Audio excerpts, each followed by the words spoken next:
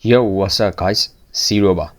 ရှေ့ဗီဒီယိုမှာတွေတုန်းကဘန်အသုံးပြုခဲ့တဲ့ aliens ၄កောင်အကြောင်းကိုပြောပြပြီးသွားပြီဆိုတော့ဒီနေ့အတွက်ပြောဖို့အလဲကျလာတဲ့ aliens ကတော့ဘန်ရဲ့အသုံးအများဆုံး alien လည်းဖြစ် fan တွေတော်တော်များများကြိုက်ကြတဲ့ aliens တစ်ကောင်လည်းဖြစ် classic Bantam series ရဲ့ stronger အဖြစ်ဆုံး aliens တွေတဲကတစ်ကောင်လည်းဖြစ်တဲ့ 4Ms အကြောင်းကိုပြောပြပေးသွားမှာပဲဖြစ်ပါတယ်တကယ်လို့ကျွန်တော် share တင်ထားတဲ့ဗီဒီယိုတွေကိုမကြည့်ရသေးဘူးဆိုရင်လည်းကျွန်တော်ရဲ့ channel ထဲမှာဝင်ကြည့်သွားလို့ရပါတယ်ဗီဒီယိုလေးမစခင်တခုပြောချင်တာကတော့ကျွန်တော်ရဲ့ channel မှာဘန်ရဲ့ alien တွေနဲ့ပတ်သက်တဲ့အကြောင်းတွေကိုဗီဒီယိုတွေအများကြီးထပ်လုပ်သွားဖို့ရှိပါတယ်ဒါကြောင့်မို့လို့နောက်ထပ် aliens တွေရဲ့အကြောင်းတွေကိုသိချင်သေးရဆိုရင်တော့ကျွန်တော်ရဲ့ channel ကို subscribe လုပ်ခဲ့ပြီးဒီဗီဒီယိုကိုကြိုက်နေတတ်တယ်ဆိုရင်လည်း like လုပ်ခဲ့ဖို့ကိုမမေ့ကြပါနဲ့ဒါအပြင် comment မှာလည်းဘယ် aliens အကြောင်းကိုသိချင်လဲဆိုတာကိုလည်း comment ရေးသွားလို့ရပါတယ်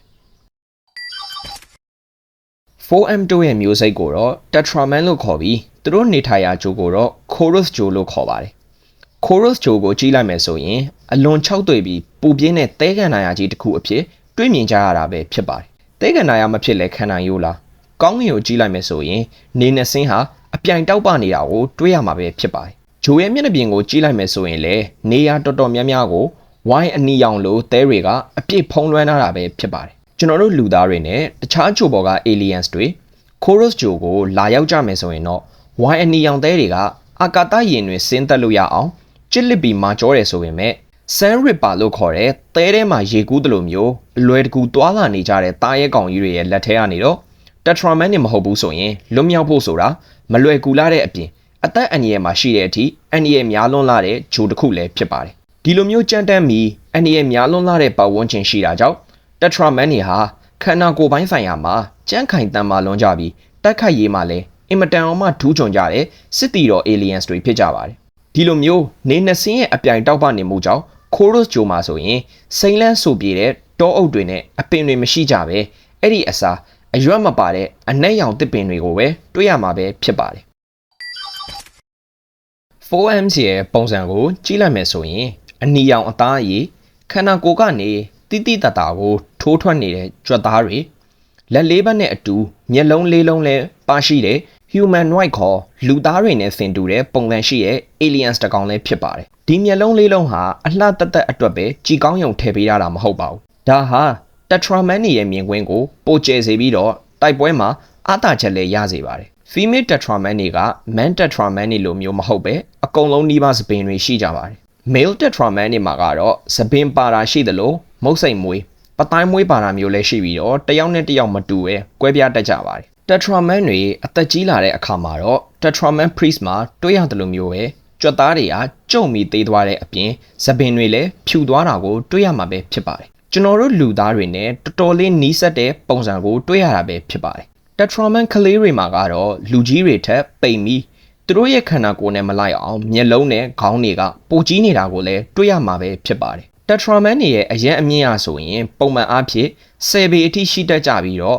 15ပေအထိမြင့်မာတဲ့ Tetraman တွေလည်းရှိတတ်ကြပါတယ်။ Ban ရဲ့ 4Ms ကတော့12ပေကျော်ကျော်ရှိတယ်လို့သိရပါတယ်။များသောအားဖြင့် female Tetraman တွေက male Tetraman တွေထက်အရက်ပိုရှည်တတ်ပါတယ်။ Tetraman တွေရဲ့ခန္ဓာကိုယ်အလေးချိန်ကတော့ပေါင်300ကျော်အထိရှိကြပါတယ်။တခြား aliens တွေလိုမျိုး 4Ms တွေမှာလည်း variants တွေအများကြီးရှိပါတယ်။အဲဒီကနေမှတချို့ variants တွေကိုပြောပြပေးသွားမှာပဲဖြစ်ပါတယ်။ပထမဆုံးတစ်ခုကတော့ထုံးစံအတိုင်း Bantam K ရဲ့ 4Ns ပဲဖြစ်ပါတယ်။ Classic Bantam series တွေက Ban ရဲ့ 4N မှာဆိုရင် Omnitrix ကဘယ်ဘက်ပခုံးနဲ့လက်မောင်းကြားတဲ့က joint နားမှာရှိတာဖြစ်ပြီးတော့အင်ဂျီဟာဆိုရင်လည်း Ban ရဲ့အဖြူနဲ့အမဲ T-shirt ဝတ်ထားတာကိုတွေ့ရတာပဲဖြစ်ပါတယ်။ Bantam K မှာဆိုရင် T-shirt မဟုတ်တော့ပဲ Tank Top လို့ခေါ်တဲ့မြန်မာနိုင်ငံမှာဆိုရင်စွတ်ကျဲလို့ခေါ်တဲ့အဝတ်မျိုးကိုဝတ်ထားတဲ့အပြင်Omnitrix ဟာဆိုရင်လည်းရင်ဘတ်ရဲ့အလဲတက်တဲ့နားကိုရောက်နေတာတွေ့ရမှာပဲဖြစ်ပါတယ်။ဒုတိယတစ်ခုကတော့ Ban ရဲ့ variant မဟုတ်ပဲ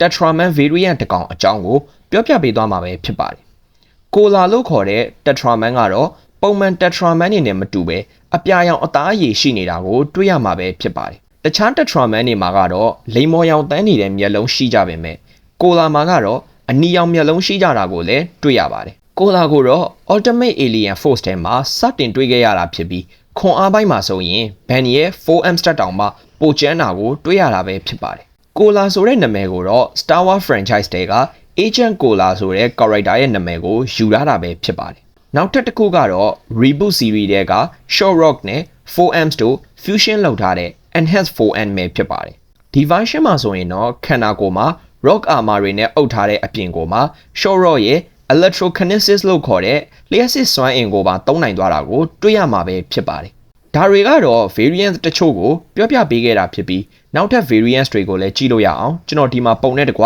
ပြပေးထားပါတယ် 4M မှာ variant တွေများသလိုပဲ ability တွေကလည်းအများကြီးကိုမှအများကြီးပဲရှိတာဖြစ်ပါတယ် super strength speed durability reflex နဲ့ jumping တို့ရှိတာကိုတော့ထွေထွေထူးထူးပြောနေစရာမလိုတော့တော့ဘူးထင်ပါတယ်ဒါတွေအပြင်ကိုမှ 4M ရဲ့ signature အကွက်တွေလို့ပြောလို့ရတဲ့ move တွေကတော့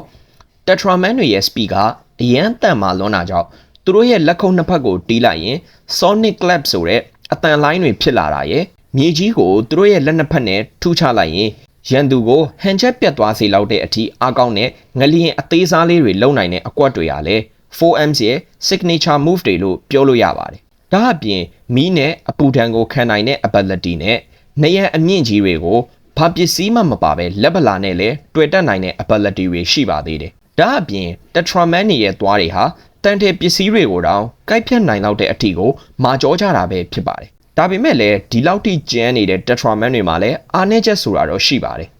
အဲ့ဒါတွေကတော့ Tetraman ရဲ့ခန္ဓာကိုယ်ကအလွန်ကြီးမားနေတာကြောင့်နေရာကျဉ်းလေးတွေမှာတိုက်ခိုက်ရရင်သူတို့ရဲ့ခန္ဓာကိုယ်ကသူတို့အတွက်အားနည်းချက်ဖြစ်လာပါတယ်နောက်တစ်ချက်ကတော့ Tetraman ရဲ့ခန္ဓာကိုယ်ကမီးဒဏ်အပူဒဏ်အေးဒဏ်တွေကိုတော့ကောင်းကောင်းခံနိုင်ရင်ရှိပေမဲ့လျှက်စစ်ဒဏ်ကိုတော့ခံနိုင်ရင်မရှိကြပါဘူး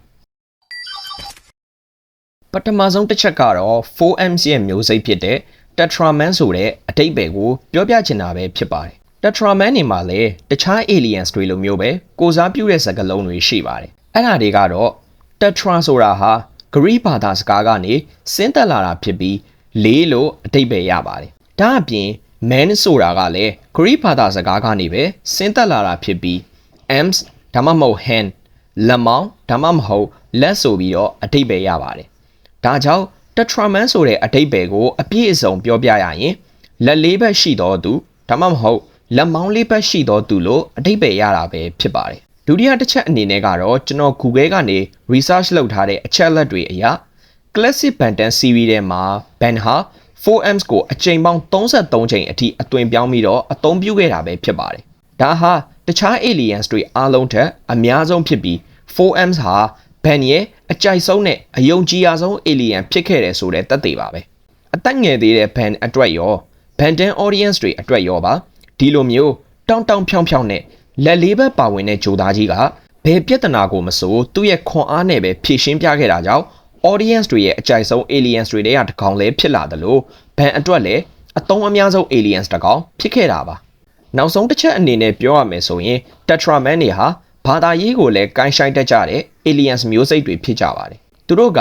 Z လို့ခေါ်တဲ့နတ်ဖျားတစ်ပါးကိုကိုးကွယ်ယုံကြည်ကြတာပဲဖြစ်ပါတယ် Tetraman ရဲ့ယဉ်ကျေးမှုကအနိုင်ရတဲ့ချန်ပီယံကိုဂုဏ်ပြုလေးရှိကြတာကြောင့်အမျိုးသမီး Tetraman တစ်ယောက်ကတိုက်ပွဲမှာသူအနိုင်ယူနိုင်တဲ့ဘယ် male Tetraman ကိုမဆိုဒါမှမဟုတ်ဘယ်တခြား alien ကိုမဆိုလက်ထပ်ခွင့်ရရှိရဆိုတဲ့ဓလေ့ထုံတန်းကိုကျင့်သုံးကြတဲ့ထူးထူးဆန်းဆန်းမျိုးစိတ်တွေပဲဖြစ်ကြပါတယ် Tetraman မျိုးနွယ်စုမှာထူးခြားတာက female Tetraman တွေဟာ male Tetraman တွေထက်အရက်ပိုရှိသလိုခွန်အားလည်းပိုကြီးတတ်ကြပါတယ်ဒါကြောင့်မို့လို့ Bantam Omniverse series ထဲမှာဆိုရင် Redwing အိမ်တော်ရဲ့မင်းသမီးဖြစ်တဲ့ Luma ဟာ Ben ရဲ့ 4Ms ကိုတိုက်ပွဲမှာအချိန်ချင်းအနိုင်ယူပြခဲ့တာကိုတွေ့ရတာပဲဖြစ်ပါတယ် Tetraman ရဲ့ယဉ်ကျေးမှုက matriarchy ဆိုတဲ့ female Tetraman တွေကပို့ပြီးတော့ဩဇာအာဏာကြီးမားတဲ့အပြင် female Tetraman တွေဥဆောင်ပြီးအုပ်ချုပ်တဲ့စနစ်ပဲဖြစ်ပါတယ်ဒါအပြင် Tetraman မျိုးနွယ်စုတွေဟာစုပေါင်းနေထိုင်ကြပြီးအစားအသောက်အတွက်ဆိုရင်လည်းအမဲလိုက်တဲ့စနစ်ကိုကျင့်သုံးကြတာပဲဖြစ်ပါတယ်အမဲလိုက်လို့ရလာတဲ့သားကောင်တွေကိုတော့စုပေါင်းနေထိုင်ကြတဲ့မျိုးနွယ်စုတွေနဲ့အတူစားတောက်ကြတာပဲဖြစ်ပါတယ်။ Okay ဒါကတော့ Ben ရဲ့အသုံးအများဆုံးနဲ့လူကြိုက်အများဆုံး aliens တွေတဲကတကောင်လဲဖြစ် Ben ရဲ့ aliens တွေတဲကမှခွန်အားပိုင်းဆိုင်ရာမှာအားအကောင်းဆုံးဖြစ်တဲ့ aliens တွေတဲကတကောင်လဲဖြစ်တဲ့